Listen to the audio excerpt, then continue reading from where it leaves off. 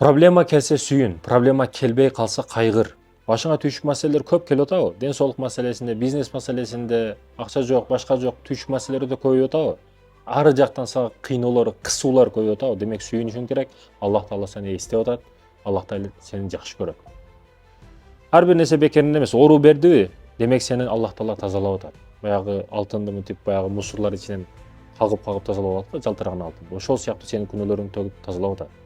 Проблема келбей қалғанда қорқу бер, сенде демек бірдеке бар. Көп нәрсе ақыретке қалып кетіп жатады да. Bir misalda айтам. Японияда уушулар, балық кармагычтар, балыкчылар ошол океандагы деңизден балык кармайт экенде алып чыгып сатат экен да. Жейт экен. Анан баягы жээкке жакынкы жерден кармаганына байланыштуу ал жерде көп кармай берип балыктар азайып кетет экен. Жокко эсе калганда анан кичине нарыраак барып, 1-2 күндүк жолдо кемеде кайыктарда басып жүрүшүп барышып, анан балыктарды алып келип клиенттерге сата баштайт экен. Алып келишет, эми кичине жыт болуп туруп калды да балык. Свежий эмес деп Япон калкы аны жебей коет экен да. Эртеси күнү дагы булар не кылып, кандай кылабыз? Акыл иштеш керек бул жерде. Күчтүн кереги жок, акыл иштеш керек, не кылабыз деп ойлонушуп акыры баягы халалниктерди атайын коюшуп кемелерге, корабльдерине халалникке кармаш менен салып коюп, тондуруп алып келип сатат экен. Бирок баары бир свежийге жетпейт экен деп кардалары болбойт экен да.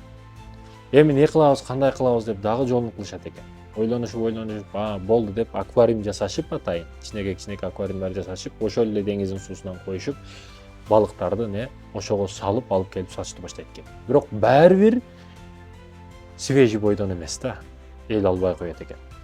Эми не кылабыз, кандай кылабыз деп япондор ойлонушу, балыкчылар аквариумду ичиге балык салып, аны ичиге 2 акула, киттерди салып коет экен да. Ошол учурда балыктарды алып келип сатса ошентип, баягы балыктар свежий, күчтүү, эти дагы бузулбаган абалда экен да. Мен бул окуядан эмнени айткым келет? Мекендешим, когда сизде кыжаалатчылык, катуу коркуу болсо, сиз тоону дагы тамыры менен жулуп алышка даяр болосуз. Гиласты шабдалыны тамыры менен жулуп аласыз, качан сизде коркуу болсо, проблема болсо. Билесизби, качан сиз катуу корксоңуз өзүңүз өтө албаган забордон аттап өтүп кетесиз. Качан сиз катуу коркконуңузда бат чуркап каласыз. Демек, Аллах Таала берип жаткан проблемалар биз үчүн жакшылык. Эгер түшүнсөк, проблема жок, карыз жок, эч нерсе жок, тынч эле жашасак жакшы деп. Жок, ошол тынчтык сиз үчүн чоң проблема болушу мүмкүн. Проблемалар канча көбөйсө, сүйүнүң, кел деп, эшигим сен үчүн ачык деп күтүп алың. Бирок жүрөк бир да кытындап койбосун. Мен стресс, депрессияга түшкөнгө өтө аракет кылдым. Бирок түшүрө албай коюшту, түшө албай дагы койдум. Адамдар кандай адамдардын баягы ушул сезимдерин билейин деген максатта стресс, депрессияга түшүшкө аракет кылдым. Сага проблема келбейт да дешиңиз мүмкүн. Мен проблема айтпай эле коеюн, башыңыз жарылып кетиши мүмкүн. Проблема бардыгы да бар, керек болсо ашыгы менен. Бирок жүрөктү проблемага не тешеси бар? Жүрөккө киргизбе, мени ойлоп чечип кой, бардык проблема чечилет. Сен жүрөккө киргизбе.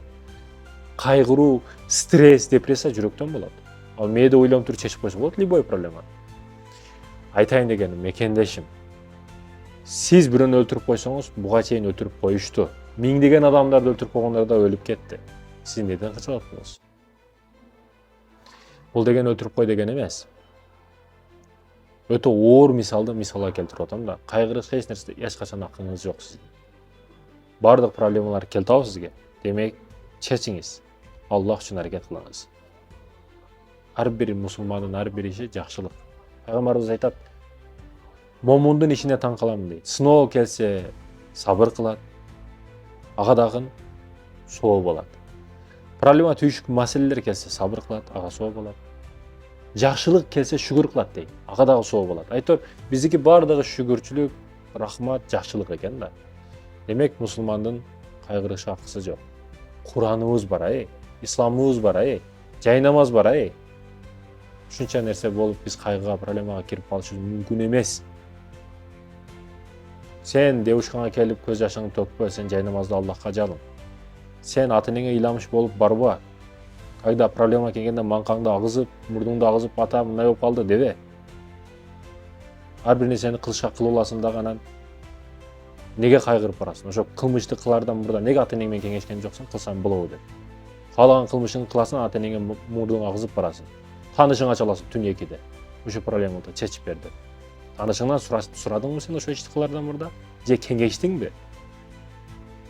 Демек, мекендешим, ар бир нерсе Аллахтын, Аллахка жабыл.